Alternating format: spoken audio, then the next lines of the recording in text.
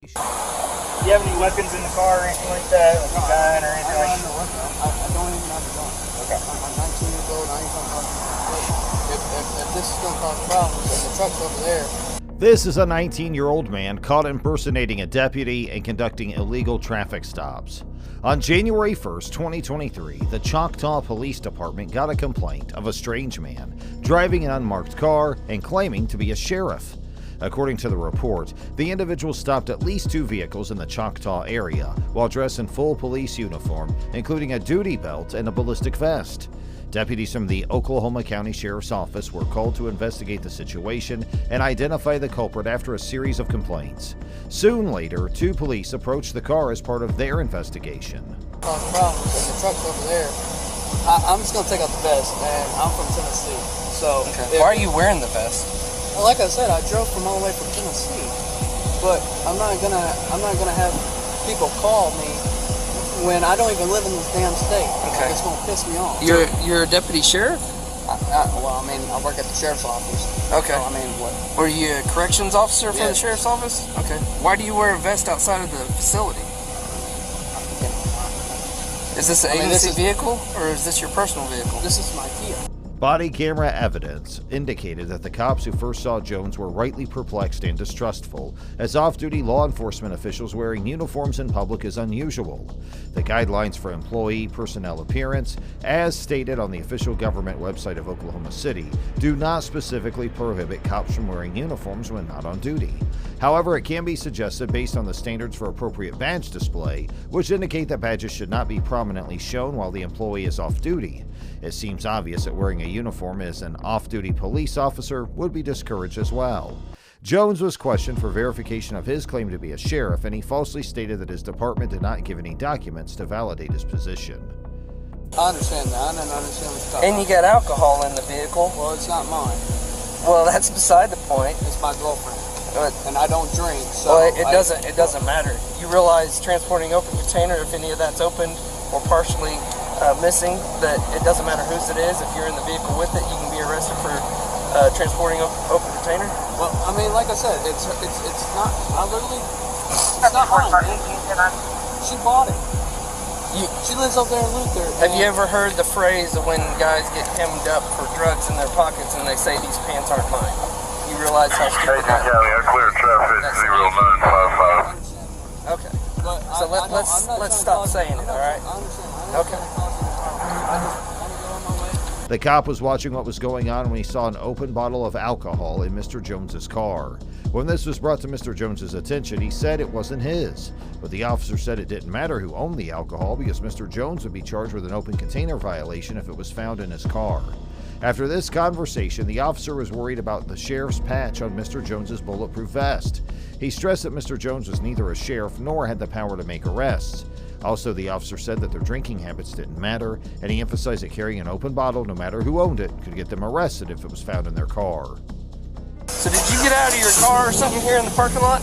Okay, I got out of the car. There Yeah. was a truck that he looked at me. That's all I did. I never said anything like law enforcement wise or nothing. He looked at me and he was laughing. So I just like go to his car and I was like, "Did you eat me or something like that?" That's it. And I just like walked away. Okay. The second cop on the scene asked Mr. Jones about the person who was said to be in a truck that Mr. Jones had stopped a few minutes earlier. This person would later be very important to the way things turned out. Mr. Jones said that the person had been looking at him, so he went up to the person and asked what was going on. It's important to note that Mr. Jones's version of what happened was very different from what the department heard, which was that Mr. Jones had pulled people over with bright lights. See if he'll give us a contact number for a supervisor at work or something. I'm gonna shut this other door. You know, if you have contact information for a supervisor, I wouldn't worry about the jail thing right now. I really don't want to do with the beer car. Like I said, it's not in my possession, right? It is in your possession. It's in your car. By you owning the vehicle, it being in your vehicle, and it sitting beside you, that is considered possession. I understand that. I mean, I've got people before. I'm going to try, we're trying to work with you here. I know. Mr. Jones gave the cop permission to search his car and said that he didn't have any problems with it. As a protection for the safety of the cops involved, the officer asked Mr. Jones to get out of his car and take off his ballistic vest. After this request, Mr. Jones was put in the back of a police car while the two officers who were already there looked into what was going on. Second. All right, tell me exactly what you just said. Because he was dressed like a cop. Yeah. He had a sheriff thing, but it had sheriff written on the side right here. Right. And I live on 62 off of Adam Road. He was sitting in a driveway 251.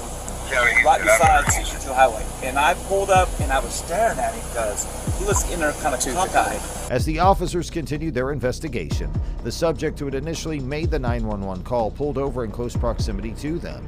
They engaged in a conversation with the officers, and the entire interaction was recorded on their body cameras. It is worth highlighting that the sequence of events recounted by Mr. Jones differed significantly from the story provided by the subject. Yeah, I already know I'm going to jail. All right.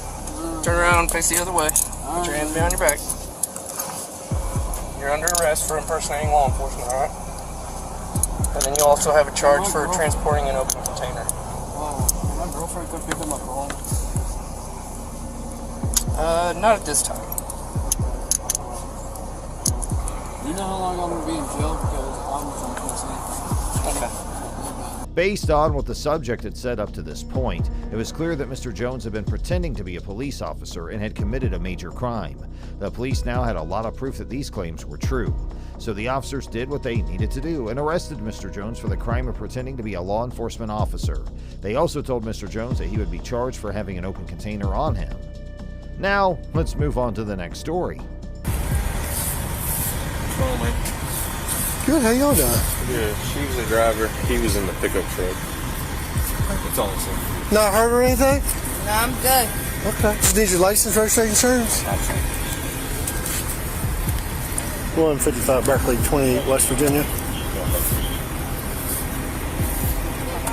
Ocean 9 V Victor 311. Ocean 9 V Victor 311. Split on a silver and color Lexus. Oh. That's silver or tan? Silver. Okay. Thought I was going crazy for a minute. I'm good if y'all. You're good. We're good, man. Yep. All right. Give yourself a water. Hey, thanks too. How y'all relate to each other? We're just friends. Oh, okay. Yeah. I'm actually driving that truck right there. On January 6, 2023, Deputy William Henderson from the Berkeley County Sheriff's Office was sent to a traffic accident. A woman named Carrie Harmon was driving when she hit a low stone wall and used a concrete block to knock over 3 fence posts, a mailbox, and a bush. As seen on video from Deputy Henderson's body camera, the Berkeley Fire Department was the first to arrive at the scene. Even though Miss Harmon didn't seem hurt, she slurred her words and moved slowly. This wasn't a big deal at the time, but it continued throughout the meeting, as we'll see. Is the resident speaking of, however, we did not locate her name attached to any of the tags. Gotcha.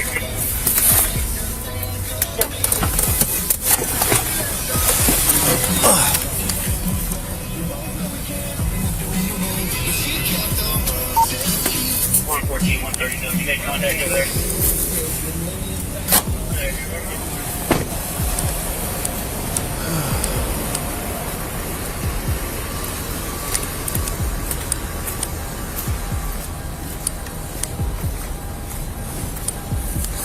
Still, Deputy Henderson asked Miss Harmon if she had a favorite tow truck company. She said that her father, Nathan Harmon, would take care of the problem. Nathan Harmon is a Berkeley County sheriff, which suggests that Miss Harmon may be depending on her father's power and influence to stay out of trouble. We'll talk about this a little more later. Then Deputy Henderson went to his police car to check Miss Harmon's pass through dispatch. After being inside for a few minutes, he came out and gave her a sheet asking for a written statement about the traffic accident. One thing that stands out about this situation is how unconcerned Deputy Henderson seems to be about the traffic accident. He did not directly ask about the details of what happened, nor did he look into the situation fully. Even though Miss Harmon showed signs that she might have been drunk, no one thought anything of it.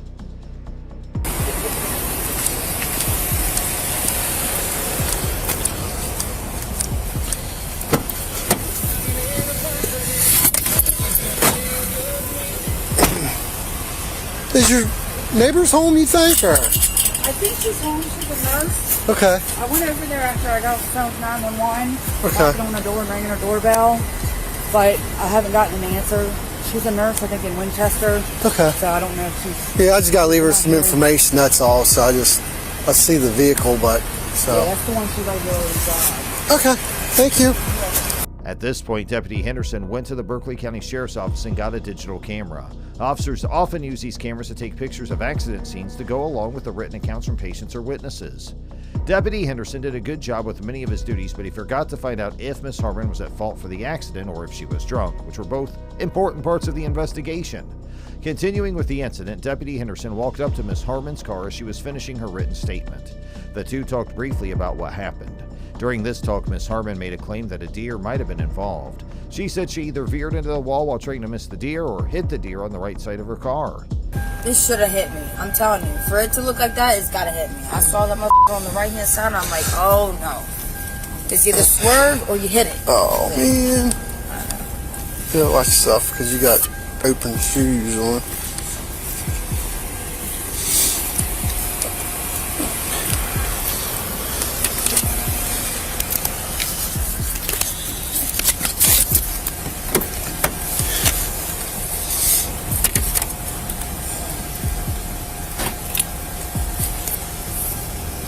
Can you sign that down the bottom for me? What's that?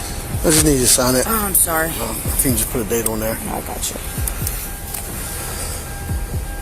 When Miss Harmon used her broken windshield to back up her story, Deputy Henderson quickly shined his flashlight on it, but he didn't see any signs that a deer had hit the car. This made people wonder how a deer could have gotten away from the accident without getting hurt or leaving any blood. Deputy Henderson seemed to have the same doubts when he stopped for a moment to look at the window, but he decided not to ask Miss Harmon any more questions about her questionable claim. Instead, he looked around the car and made some notes. At this point, Sheriff Harmon showed up, and things started to get strange and hard to believe. Sheriff Harmon tells Deputy Henderson that there is something he needs to look at inside Miss Harmon's car. Without saying anything, Deputy Henderson gives Sheriff Harmon his lantern and lets him come up to the car and get in. South Carolina law says that what Sheriff Harmon did could be considered messing with evidence, which is a very bad thing to do. To make matters worse, Sheriff Harmon asked Deputy Henderson if his daughter was inebriated, to which Deputy Henderson reacted with laughter, indicating that it did not appear so. Subsequently, Miss Harmon's vehicle was towed away and the scene was cleared. The investigation concluded that Miss Harmon had failed to exercise caution while negotiating a turn, and she received a warning for her careless driving.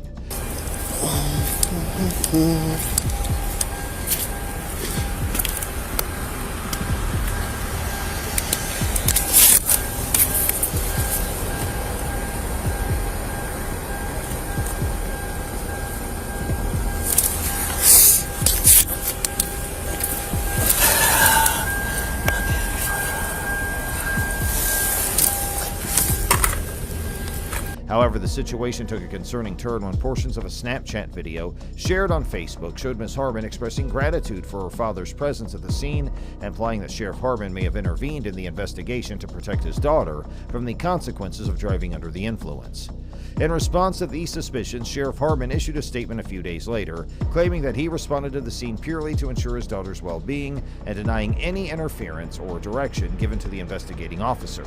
The official report released by Deputy Henderson did not indicate any suspicions of drug or alcohol use, and Ms. Harmon's driver condition was deemed normal without any effort to confirm her fitness to drive. Notably, the report did not support Ms. Harmon's claims of a deer strike, contradicting her written statement that she was following a car when she was hit by a deer on her right passenger side. And now comes our third story. In this story, a group of children in Lorain, Ohio were subjected to police harassment on the excuse of jaywalking. However, further investigations proved that the event was staged by the police officers involved.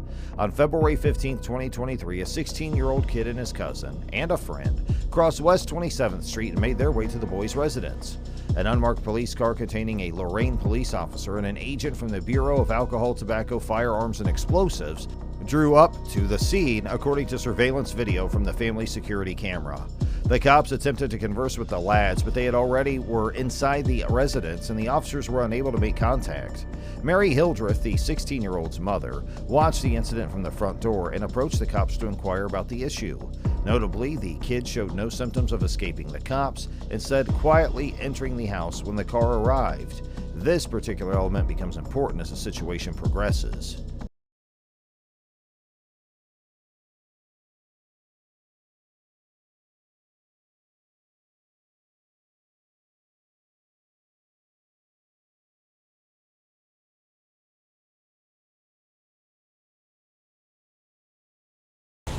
The cameras get a clear picture of the cops coming and of Miss Hildreth's first talk with one of them. The video makes it clear that Miss Hildreth asked the cops what was worrying them, and they told her to bring the boys outside so they could talk. I'm still in the window as he's halfway through the yard coming in here. This car flies up out of nowhere. Don't say nothing. As I'm already down here, they're jumping out, getting ready to run around the house. I come to the door and say, what's going on? We want the boys to run out. I said, my son, what's the problem? He's a minor. We got to talk to him. I said, what is the problem? It's a traffic violation. I said, what do you mean? Can I have your name back? Then he's screaming and yelling. I said, you don't have to scream and yell at me. I'm a fucking adult. That is my son. What did he do wrong? After conversing with the officers on the scene, the supervisor returned to Miss Hildreth, exposing the dishonesty of the officers. Initially, they had claimed to stop the boys for a minor jaywalking violation, but now the supervisor implied that their true motive was suspicion of firearms due to the boys playing with their waistbands. The surveillance footage ended, and the verbal exchange between the supervisor and Miss Hildreth continued. It became evident that the officers realized their mistake and hastily fled the scene in their patrol vehicles without issuing any jaywalking tickets. This incident revealed that the officers simply wanted to harass the boys using the guise of neighborhood safety. Sadly, Miss Hildreth was unjustly charged with obstructing official business, a charge she vowed to fight in court.